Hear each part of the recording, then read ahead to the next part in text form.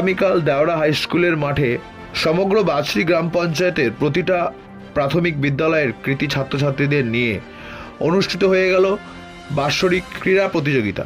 আশপাশের গ্রামের সকল কৃতি ছাত্রছাত্রীরা এই প্রতিযোগিতায় অংশগ্রহণ করেছিলেন।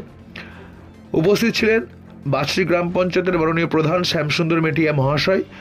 সেই সঙ্গে উপস্থিত ছিলেন শ্যামপুর 2 নম্বর পঞ্চায়েত সমিতির মাননীয় সভাপতি শ্রীমতী কান্তা মান্না মহাশয়া। উপস্থিত ছিলেন বাঁশরী গ্রাম পঞ্চায়েতের উপপ্রধান মাননীয়া তাপসী দোলই মহাশয়া।